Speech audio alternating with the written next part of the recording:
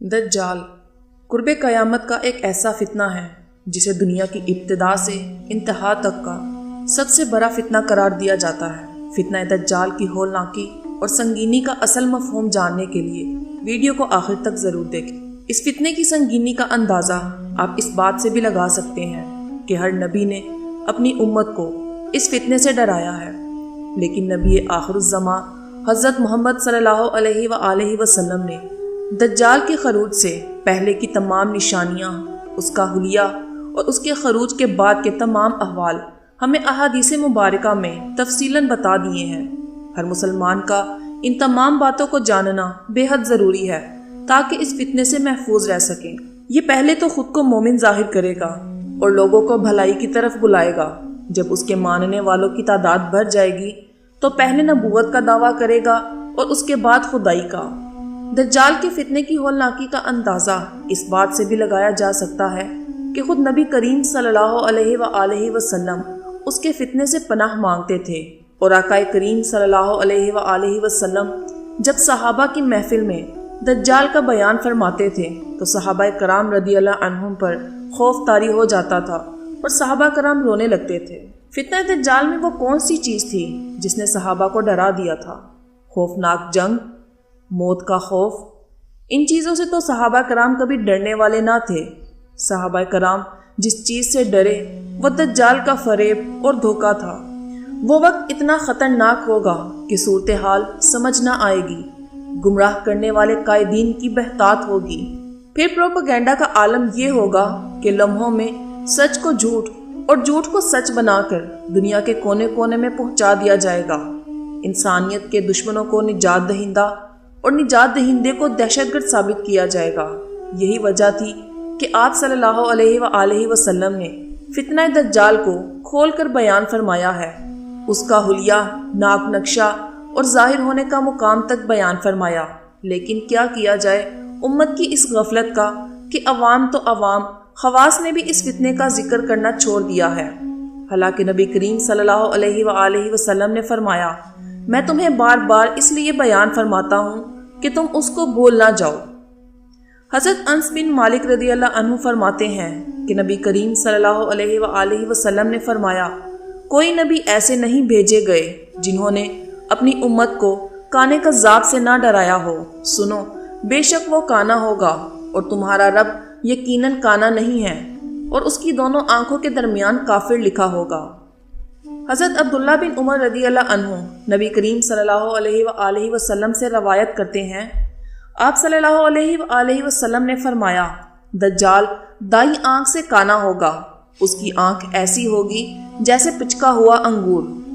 حضرت حذیفہ رضی اللہ عنہ سے روایت ہے کہ رسول اللہ صلی اللہ علیہ وآلہ وسلم نے فرمایا، دجال بائیں آنکھ سے کانا ہوگا، گھنے اور بکھرے بالوں والا ہوگا، اس کے ساتھ جنت اور آگ ہوگی، بس آگ در حقیقت جنت ہوگی اور اس کی جنت آگ ہوگی۔ فتح الباری میں ہے کہ دجال کے بال گھنے اور گھنگریالے ہونے کی وجہ سے اس کا سر اس طرح نظر آتا ہوگا جیسے درخت کی شاخیں ہوں، اس کی دونوں آنکھیں عیب دار ہوں گی۔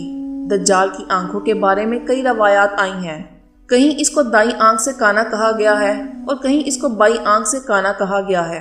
علماء کرام کہتے ہیں کہ اس کا خلاصہ یہ ہے کہ اس کی دونوں آنکھیں عیب دار ہوں گی، بائیں آنکھ بے نور بجھی ہوئی اور دائیں آنکھ انگور کے دانے کی طرح باہر نکلی ہوئی۔ مسند احمد کی روایت ہے کہ دجال کے ساتھ 2 فرشتے ہوں گے جو اس کے ساتھ 2 نبیوں کی صورت میں ہوں گے۔ آپ صلی اللہ علیہ وآلہ وسلم نے فرمایا، اگر میں چاہوں تو ان نبیوں کے اور ان کے باپوں کے نام بھی بتا سکتا ہوں۔ ان میں سے ایک دجال کے دائیں طرف ہوگا اور دوسرا بائیں طرف۔ یہ آزمائش ہوگی۔ دجال کہے گا، کیا میں تمہارا رب نہیں ہوں؟ کیا میں زندہ نہیں کر سکتا؟ کیا میں موت نہیں دے سکتا؟ تو ایک فرشتہ کہے گا، تو جھوٹا ہے۔ اس کی بات دوسرے فرشتے کے علاوہ کوئی انسان نہ سن سکے گا۔ تو دوسرا فرشتہ پہلے فرشتے سے کہے گا، تو نے سچ کہا۔ اس دوسرے فرشتے کی بات سب لوگ سنیں گے اور یہ سمجھیں گے کہ وہ دجال کو سچا کہہ رہا ہے۔ یہ بھی آزمائش ہوگی۔ بعض لوگوں کے مطابق دجال ایک شخص کا نام نہیں بلکہ دنیا کے نظام پر ایک سوچ، ایک عذاب اور ایک بہت بڑی آزمائش کا نام ہے۔ لیکن احادیث مبارکہ کی روشنی میں دیکھیں تو دجال ایک متعین شخص ہوگا، کیونکہ احادیث میں واضح طور پر اس بات کو بیان کیا گیا ہے۔ اکثر اوقات یہ سوال کیا جاتا ہے کہ دجال کی پیشانی پر کافر لکھا ہوگا جسے ہر مومن پڑھ لے گا تو وہ کیسے اس کے فتنے میں مبتلا ہوگا؟ اس کا جواب بھی ہمیں احادیث مبارکہ میں ملتا ہے۔ بہت سے لوگ اس کو پہچاننے کے بعد بھی اپنے گھر بار اور مالی فائدے کے لیے اس کے ساتھ ہوں گے۔ اور دوسرا جواب یہ بھی ہو سکتا ہے کہ پڑھنے اور اس کو سمجھ کر عمل کرنے میں بہت فرق ہوتا ہے۔ آج کتنے ہی مسلمان ایسے ہیں جو قرآن کے احکامات کو پڑھتے تو ہیں لیکن عمل سے اس کو مانتے نہیں۔ وہ یہ تو جانتے ہیں کہ سودی نظام اللہ سے کھلی جنگ ہے لیکن اس میں ملوث ہیں۔ دجال کے وقت بھی بہت سے لوگ ایسے ہوں گے جو اپنا ایمان ڈالر اور دنیاوی حسن کے بدلے بیچ چکے ہوں گے۔ جنہوں نے ایمان کو چھوڑ کر دنیا کو اختیار کر لیا ہوگا تو وہ اس کا کفر نہیں پڑھ پائیں گے، بلکہ اس کو وقت کا مسیحا اور نجات دہندہ ثابت کر کے رہیں گے۔ دجال کے خلاف لڑنے والوں کو گمراہ کہا جا رہا ہوگا، پھر بھی ان کا اپنے بارے میں یہی دعویٰ ہوگا کہ وہ مسلمان ہیں۔ آقا دو جہاں صلی اللہ علیہ وآلہ وسلم جب دجال کا ذکر کرتے تو صحابہ کرام پر خوف طاری ہو جاتا تھا، لیکن کیا وجہ ہے کہ آج مسلمان اس کے بارے میں فکر ہی نہیں کرتے؟ شاید اس کی وجہ یہ ہے کہ لوگ آج اس فتنے کو اس معنی میں سمجھنے کی کوشش ہی نہیں کرتے جس معنی میں آقا دو جہاں صلی اللہ علیہ وآلہ وسلم نے سمجھایا ہے۔ آج دجال کا ذکر تو کیا جاتا ہے لیکن صرف اس کا حلیہ بیان کرنے اور سرسری انداز میں اس کے ظہور کی نشانیاں بتانے تک ان حالات کی سنگینی اور ہولناکی کا مفہوم لوگ سمجھ ہی نہیں پاتے۔ آج اگر کوئی مسلمان یہ حدیث سنتا ہے کہ دجال کے پاس کھانے کا پہاڑ اور پانی کی نہر ہوگی تو وہ اس حدیث کو اس حال میں سنتا ہے کہ اس کا پیٹ بھرا ہوتا ہے اور اس کو پانی کی کوئی طلب نہیں ہوتی، لہٰذا وہ دجال والے حالات کو اپنی اس صورتحال پر قیاس کرتا ہے، اور یہ حدیث سنتے وقت اس کی آنکھوں کے سامنے یہ منظر نہیں آتا کہ وہاں حالت یہ ہوگی کہ دنوں سے نہیں بلکہ ہفتوں سے روٹی کا ایک ٹکڑا دیکھنے کو نہیں ملا ہوگا، بھوک نے بڑے بڑوں کو نڈال کیا ہوگا، پانی نہ ملنے کی وجہ سے حلق میں کانٹے چبھ رہے ہوں گے۔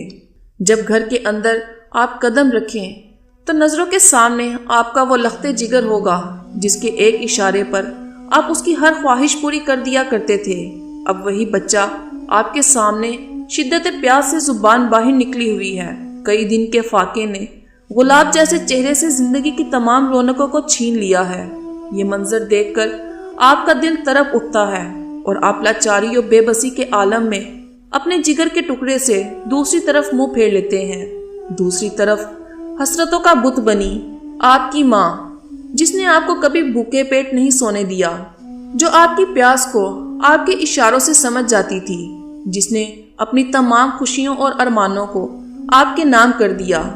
آج وہی ماں نگاہوں میں ہزاروں سوالات لیے جوان بیٹے کی طرف اس امید سے دیکھ رہی ہے کہ شاید آج بیٹا ضرور روٹی کا ایک ٹکڑا ہی کہیں سے لے آیا ہوگا، بیٹا آج ماں کی ممتا کی خاطر پانی کا ضرور ایک قطرہ کہیں سے لایا ہوگا۔ آپ کا چہرہ سمجھنے والی ماں آج بھی بیٹے کے چہرے پر لکھے جواب کو پڑھ لیتی ہے، اور ماں کی آنکھوں سے جوان بیٹے کی بے بسی پر اشکوں کے قطرے گرتے ہیں اور آپ کا کلیجہ منہ کو آنے لگتا ہے۔ آپ اندر ہی اندر ٹوٹ پھوٹ کا شکار ہو رہے ہیں۔ آپ دوسری طرف منہ موڑتے ہیں، شاید اس کونے میں کوئی نہ ہو، لیکن وہاں آپ کی شریک سفر ہے جس نے ہر امتحان کی گھڑی میں آپ کو حوصلہ دیا، لیکن آج اس کے ہونٹ سوکھ چکے ہیں۔ ضبط کا سمندر اندر ہی اندر موجیں مار رہا ہے، اور یکا یک آپ کو دیکھ کر دل میں چھپے اشکوں کے سمندر میں طوفان پیدا ہوتا ہے، اور دیکھتے ہی دیکھتے آپ کی محبت اپنے ہی اشکوں میں پگھلنے لگتی ہے۔ آپ بھی تو آخر انسان ہیں، آپ کے سینے میں بھی تو گوشت کا لوتھرا ہی درکتا ہے۔ آخر کب تک انا کے خول میں خود کو چھپا سکتے ہیں؟ تمام مادی سہارے ٹوٹ چکے ہیں، تمام امیدیں ختم ہو چکی ہیں، اور کیسا ہو کہ ہر گھر میں یہی منظر ہو۔ ایسے وقت میں باہر سے کھانے کی خوشبو اور پانی کی آواز سنائی دے، آپ بھی اور آپ کے پیارے بھی سب دوڑتے ہوئے باہر جاتے ہیں، تو سامنے دیکھ کر ایسا لگتا ہے کہ اب مشکل کی گھڑی ٹل گئی۔ انسانوں کے اس جنگل میں کوئی مسیحا آ پہنچا۔ آنے والا مسیحا اعلان کرتا ہے کہ بھوک و پیاس کے مارے ہوئے یہ لذیذ خوشبودار کھانے اور یہ ٹھنڈا میٹھا پانی تمہارے لیے ہے۔ یہ سنتے ہی آپ اور آپ کے پورے گھر اور شہر میں جیسے آدھی زندگی یوں ہی لوٹ آئی۔ مسیحا پھر کہتا ہے، یہ سب کچھ تمہارے لیے ہے، لیکن کیا تم اس بات کو مانتے ہو کہ اس کھانے اور پانی کا مالک میں ہوں؟ کیا تم اس حقیقت کو تسلیم کرتے ہو کہ یہ سب کچھ میرے اختیار میں ہے؟ کھانے اور پانی کی طرف آپ کے بڑھتے ہوئے قدم تھوڑی دیر کے لیے رک گئے اور آپ کچھ سوچنے لگے۔ آپ کی یادداشت نے کہا، یہ الفاظ تو کچھ جانے پہچانے لگتے ہیں، اور آپ کو یاد آ گیا کہ یہ مسیحا کون ہے۔ یہ مسیحا تو دجال ہے۔ لیکن تبھی آپ کے پیچھے سے بچے کے بلکنے کی آوازیں تیز ہونے لگیں، ماں کی چیخیں سنائی دینے لگی۔ آپ دوڑتے ہوئے گئے تو دیکھا کہ آپ کے جگر کا ٹکڑا موت و حیات کے درمیان لٹک رہا ہے، اور اگر پانی کا ایک قطرہ مل جائے تو آپ کا بچہ بچھڑنے سے بچ سکتا ہے۔ اب ایک طرف بچے کی ماں اور بیوی کی محبتیں، اور دوسری طرف ایک سوال کا جواب، ایک طرف خوشیوں بھرا گھر اور دوسری طرف ماتم کدا، گویا ایک طرف آگ ہے اور دوسری طرف خوبصورت باغات۔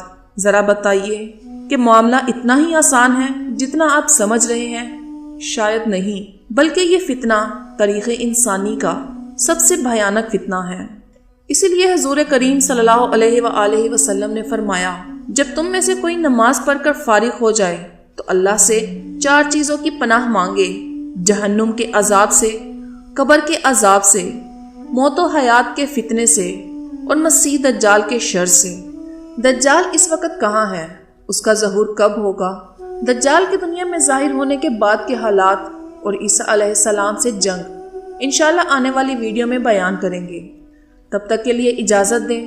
اگر ویڈیو پسند آئی ہو تو لائک ضرور کریں، کمنٹ سیکشن میں ہمیں اپنی قیمتی رائے سے آگاہ کریں، اور آئندہ آنے والی ویڈیوز کی نوٹیفیکیشن کے لیے چینل کو سبسکرائب کر کے ساتھ لگے بیل آئیکن کو پریس کر دیں۔ اپنا، رشتہ داروں اور دوستوں احباب کا خوب خیال رکھیں۔ فی امان اللہ۔